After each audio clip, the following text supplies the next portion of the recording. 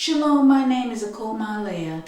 I've lived here in Israel for over 32 years, and I've experienced this life, and I have been hearing a lot of things and seeing a lot of things, and I feel like it is time for me to speak my mind. This is my personal opinion, so I just want to share it with you, and I'd like this message to go out near and far, because I think that it is time for us to get off the fence and start taking a close look at the things that are happening in the world and around us in our community, and make some critical decisions, because believe it or not, we have lived until that time where there is no more fence sitting. It's very, very obvious by all of the political unrest in the world today, all the governments being toppled, and all of the regime changes and everything, missiles flying and everything, that we need to get off the fence and make a choice about the things and how we want to live our life. Because trust me, somebody is making decisions for us. And we need to, if we don't go ahead on and affect the change, then they got a plan for us that we may not like. Now, all of these political systems, basically they're designed, all of these religions and everything else, basically they're designed to take the power from the people. And if you can't see that, then you must have your head in the sand, because that's exactly what's happening. Taking the power from the people first through religion by telling them that you have to depend on them to give you your moral code. When basically, when you were born, you already had a moral code. You already had a moral code. Man was God, and God was man. He's born with that inside of him. It's in your DNA. But they're telling you that you have to look outside of yourself to find God. That God is judging you. And if you're not good, and if you're not smart enough, not good enough to be God. So you have to seek God outside yourself, when that's the biggest lie in the world. But that's what they want to tell you, because they want to keep you always having to come for them to be spoon-fed when you were born with everything you needed in the first place. And now I'm not trying to say that there's anything wrong with religion. I'm not trying to say there's anything wrong with the political system. We need to become politicized here in Israel. We need to get our foot into some of the doors that everybody else is coming in here, getting their feet in those doors. They're taking offices. They're affecting change in their own lives. We need to become political in that way. But as far as us trying to become an Atura or a Nasi, or getting involved with that political system down in Dimona, that's totally irrelevant. I could care less what the ambassador and Benami are talking about. It's my brother and sister over here that I'm concerned about. It's my children that I'm concerned about. And you need to be concerned too. Because trust and believe, after 40 years, if they ain't done it yet, they're not getting ready to do it. So you have to be wise. You were born with intelligence. You were born a God. You need to stop, get up off your knees, worshiping somebody else or something else, and act like the God that you are.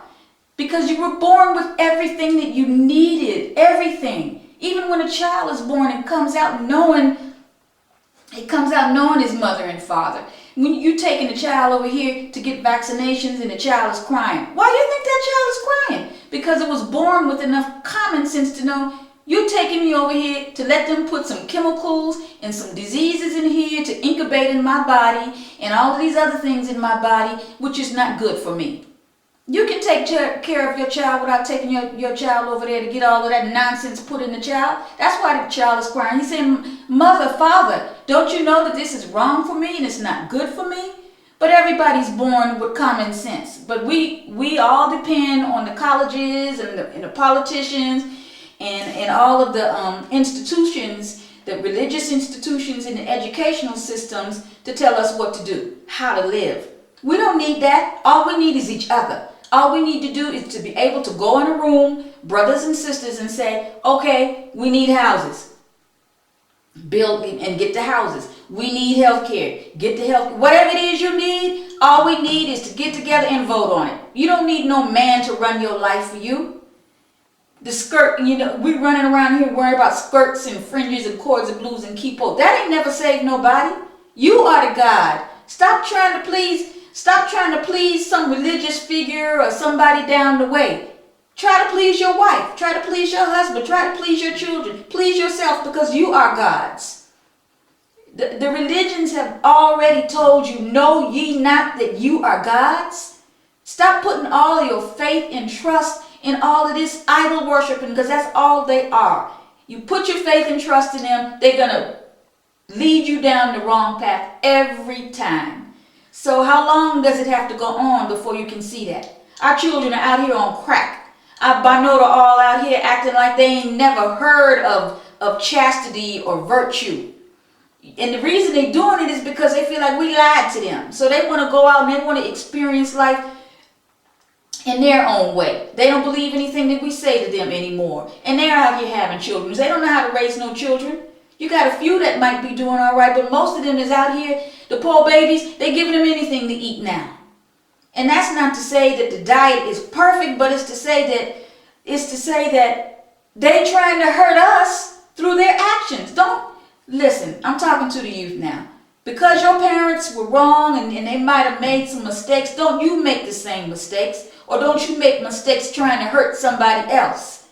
Try to do the right thing. It's going to come back and hurt you later on, all of this foolishness that you were all doing, all the drugs and the drinking and the smoking and all of this other foolishness. Our community has gone down so low now it's unrecognizable. And the mayor himself said that the community in Dimona was just like a ghetto, and it is. So it's an embarrassment to me that all of that money, all of our efforts, all of the skill that we had in the community has come to naught. It has come to naught. So we need to get together, we need to organize, and we need to vote. That's what we need to do. We don't need to be judging each other, or that brother over there ain't got his fringe, or that sister over there, she got a braid in her hair. Since when has a braid in your hair made you evil or wicked, or going to a party made you lose your life if you went on a Shabbat? If you're teaching your children all of these belief systems, teaching them that if you eat a potato chip you die, or you're wicked, or you're wrong, don't you know that that child, if he believes that strongly enough, that could actually take place? It has happened just like that. We need to stop doing that to our children. We need to love our children and protect our children. While we run into these meetings and worshiping Ben Ami, the devil coming through the back door. And I'm telling you, there's such an avalanche, there's such a barrage of wickedness that's coming at us now. If we don't come together, we're just going to be a joke, a big joke. 40 years and nothing happened. I don't want to go out like that, and I hope you don't either.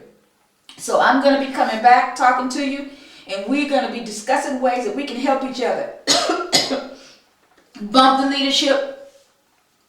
That what they're arguing about is not our concern. We have to take the power back in our lives. We have to stand up as gods and create the destiny that we want for ourselves. We want to fulfill the dream that we had when we first came here. We don't want the nightmare. We want the dream to be fulfilled, and we can do it. This is mahaleyah by Yisrael, coming to you from Arad, Israel. I hope that you could hear me. I'm not coming to preach to you. I'm just coming to you as a sister, as a friend, as a fellow citizen on planet Earth. I love you, and I wish you well. Selah.